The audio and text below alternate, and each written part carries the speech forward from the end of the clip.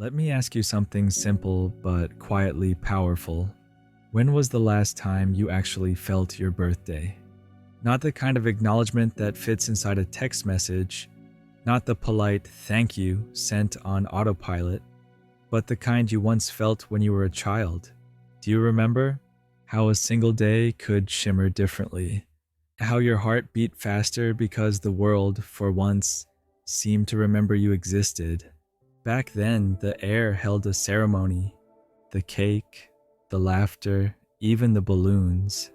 They weren't decorations. They were proof that you mattered. For one small orbit around the sun, life seemed to pause, just long enough to smile back. And then, somewhere between childhood and adulthood, that feeling faded. The date still arrives, faithful as ever, but now it passes quietly, like a bus that no longer stops for you. You wake up, scroll through a handful of notifications. Maybe your mother calls. Maybe a friend posts an old picture. You smile, say thanks, and move on. You tell people, I don't really celebrate anymore. You say it lightly, but somewhere inside, the words land heavier than you mean them to. Because here's the truth most people never say out loud. Birthdays change not because we grow numb, but because we grow careful. People who treat their birthday like a normal day are rarely indifferent. They're usually the ones who feel the most, but have learned to keep those feelings folded neatly inside. They have become fluent in emotional minimalism. Over time, the heart learns its own mathematics. After enough unmet expectations, a forgotten call, a plan that didn't happen, the quiet ache of being the only one who remembered, it makes a quiet deal with itself. Don't expect too much, and you'll hurt less. It's not bitterness, it's calibration. Psychologists call it emotional self-protection, the brain's way of keeping balance when joy has too often come with a bruise. So you start to treat the day like any other. You protect your peace by lowering the bar. It's a smart adaptation, but every adaptation has a cost. When you train yourself to stop expecting, you also begin to stop anticipating. And anticipation, that small trembling flame, is what lets us feel alive. So while your mind finds calm and control, your heart quietly mourns the absence of spark. That's why neutrality sometimes feels heavier than sadness, because indifference is rarely empty. It's full of stories we no longer tell. There's a strange duality here. Some people truly outgrow the idea of celebration, not from apathy, but from peace. They've realized that life itself is the ceremony, that joy doesn't need permission from the calendar, that they can find meaning in the ordinary rhythm of coffee and sunlight and showing up. For others, though, the quietness is a defense. They've been let down too many times to trust that excitement won't backfire. So they say, it's just another day. But beneath that sentence lives an older truth. I used to care. I just stopped waiting for others to. You see, there's a fine line between maturity and withdrawal. One expands your peace, the other shrinks your hope, and birthdays, more than any day, reveal which one you've been practicing. If this sounds like you, if you've ever felt uncomfortable with attention, if you'd rather work through your birthday than have it marked, that doesn't mean you're unfeeling.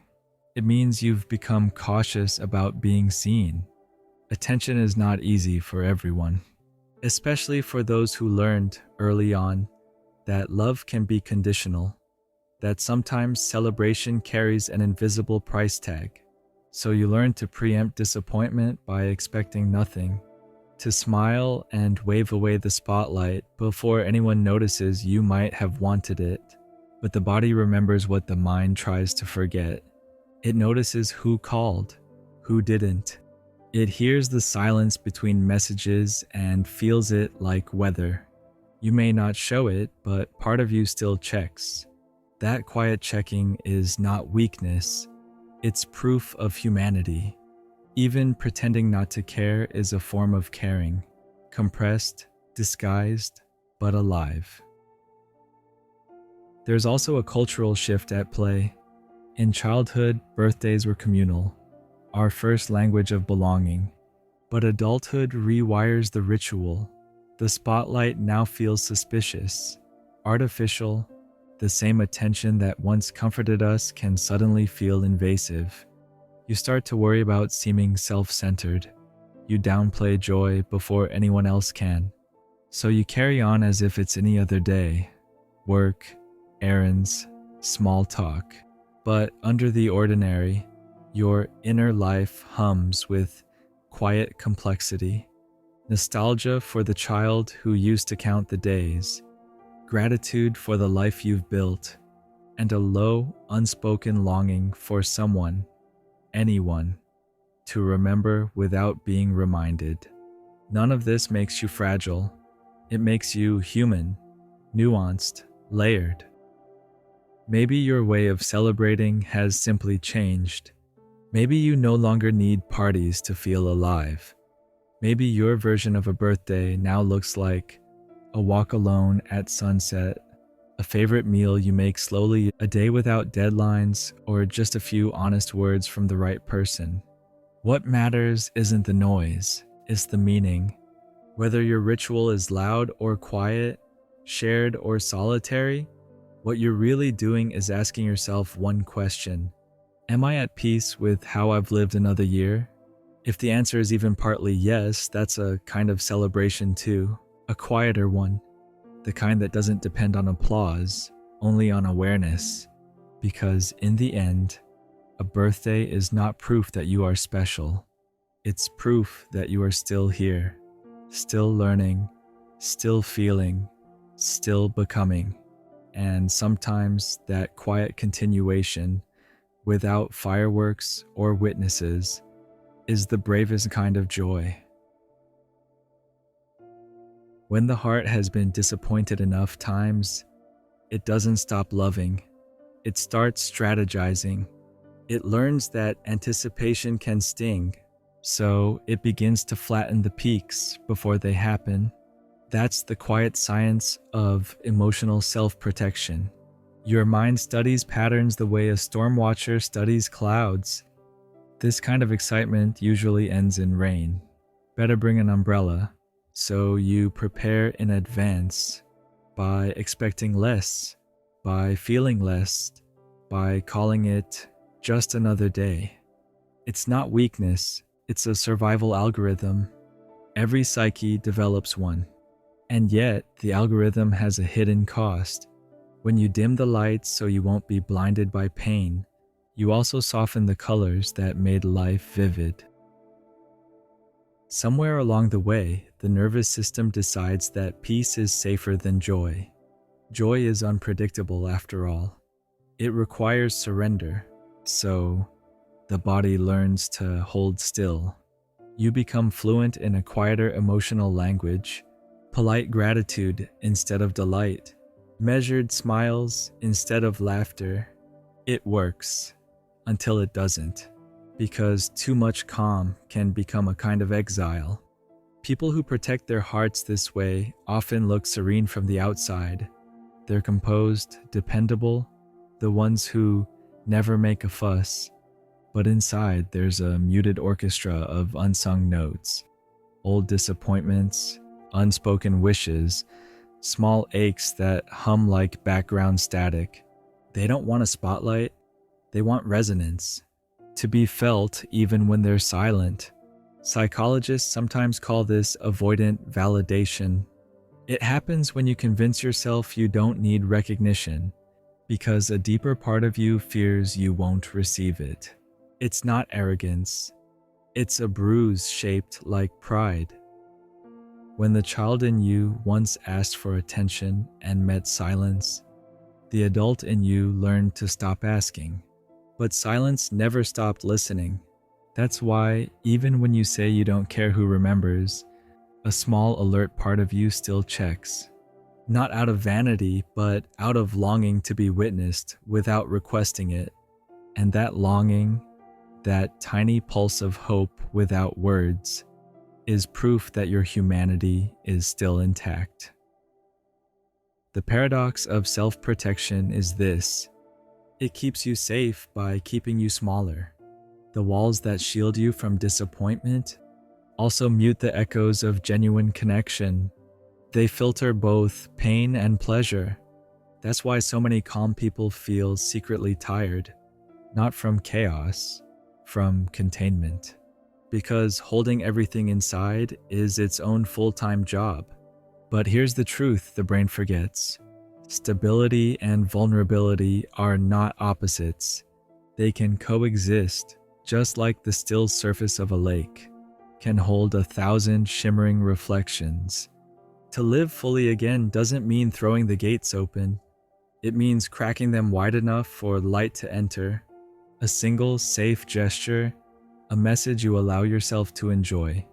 A moment where you admit, yes, this matters to me, can rewire the pattern. Healing begins when the heart risks being touched again, even if only gently. So if you've spent years mastering composure, I want you to know, calm isn't your final form. It was your shelter. But shelters are meant to be left. One day, when the weather inside you changes, you don't have to host a party to open the door. Sometimes openness looks like letting a small joy in, without interrogating it, a call, a kind text, a simple memory that makes you smile. Let it in, even if your reflex is to downplay it. Because joy, like oxygen, only works when you breathe it, and no amount of control can replace that simple act. Emotional self-protection is wisdom, but it's meant to be temporary wisdom. Its purpose was to keep you safe until safety felt natural again.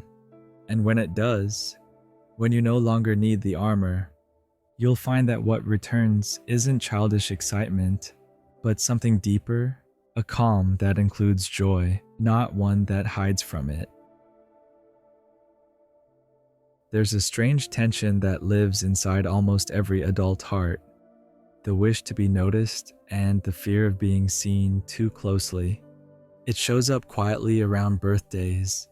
You tell yourself you don't want attention, but some part of you still waits for the sound of your name said with care. You scroll past the day as if it's irrelevant, yet your body listens for proof that you still register in someone's world. That's not neediness. That's the human nervous system searching for belonging. As children, visibility felt simple. You were loved because you were there. But growing up teaches a subtler rule, that attention can be transactional, that love sometimes demands performance. So you learn to shrink your celebrations to avoid debt. You call it humility, but often it's fatigue. You don't want applause anymore. You want accuracy. You want someone to see how far you've come quietly, to notice growth that doesn't photograph well, the patience you built, the boundaries you kept, the calm you earned. That's the paradox of emotional maturity.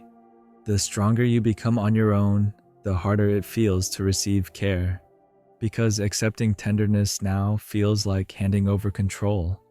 And after years of self-reliance, control is sacred. So, birthdays turn into neutral ground, a day when vulnerability would normally rise, but you manage it with practicality. It's fine, you say. Let's just get through the day. And maybe you do, but beneath that tone, the psyche is busy. It sifts through years, measuring the gap between who you hope to be and who you are now. Psychologists call this temporal self-awareness, a brief mirror in time that asks, how aligned am I with myself? Sometimes that mirror comforts you, sometimes it stings. And rather than confront the sting, you keep moving, folding reflection into routine. It isn't denial. It's pacing, your soul taking its time to catch its breath. There's another layer here, something called earned secure attachment. It describes people who grew up with inconsistent affection and learn to anchor themselves. They become steady, competent, self-contained, beautifully so, but even self-anchored souls crave recognition. They want to be seen without having to ask for it. To have someone notice their quiet reliability and say, "I see you still showing up." So, a birthday becomes a subtle test. Who remembers without a reminder? Who notices the person behind the composure?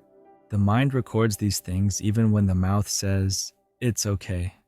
That small accounting doesn't mean you're petty. It means you're still human enough to hope.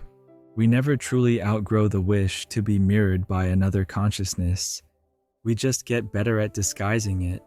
And yet, that longing to be recognized, not praised, is sacred. It keeps the heart from calcifying. So if this year you felt unseen, don't rush to erase that ache.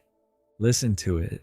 It's the reminder that connection still matters, even when you've mastered solitude. Because being strong doesn't mean being invisible. It means standing in the light long enough to let others see what survival looks like when it softens into grace. There's a moment that happens to almost everyone sometime in the middle of their birthday. A small private pause when the noise fades and you feel the gravity of time pressing gently on your chest.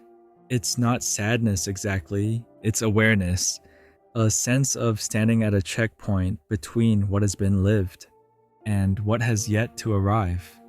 We rarely name that sensation, but psychology has a term for it: temporal self-awareness. It's when your mind quietly opens a file marked "this year." Inside are the versions of you who promised things, postponed things, and survived things you didn't even realize would test you. You glance through the pages, not to judge, but to measure the invisible distance between who you meant to become and who you actually are. Sometimes the gap feels mercifully small. Other times, it feels like an ocean. That's why for many adults, birthdays feel less like parties and more like mirrors. They reflect not just our progress, but our patience, the art of still becoming. And here's the truth most people never articulate. Even when you call it just another day, the psyche still feels the checkpoint. The subconscious still performs its quiet inventory. Where have I softened? Where have I hardened? Where did I lose myself, and where did I find her again? It's subtle, sacred work, the kind of reflection that doesn't need an audience. Because not every form of growth wants to be witnessed. Some of it prefers to bloom in silence. That's the paradox of mature celebration. It stops looking like fireworks and starts feeling like stillness. When you treat your birthday like a normal day, it doesn't necessarily mean you're avoiding reflection. It might mean you're finally trusting yourself to process privately, without applause, without proof. That's not emptiness. That's evolution. Because growth, in its truest form, is often invisible. It hides in small gestures, the argument you no longer need to win, the forgiveness you gave quietly, the peace you no longer postpone. These are the celebrations no one sees, but they're the ones that change the texture of your days. So maybe a birthday isn't an anniversary of age. Maybe it's a rehearsal for awareness, a yearly ritual where the universe asks softly, "Are you still becoming someone you recognize?" And if the answer is yes, even partly yes, then you've already honored the day. Because sometimes the most sacred celebration is a single breath of gratitude for what ended, for what endured, and for the simple, miraculous fact that you're still here to notice the difference. Here is something we forget. The people who treat their birthdays like ordinary days are often the same ones who hold everyone else together.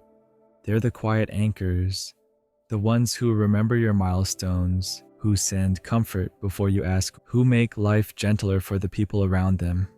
They've spent so long being the giver that receiving has started to feel like a foreign language.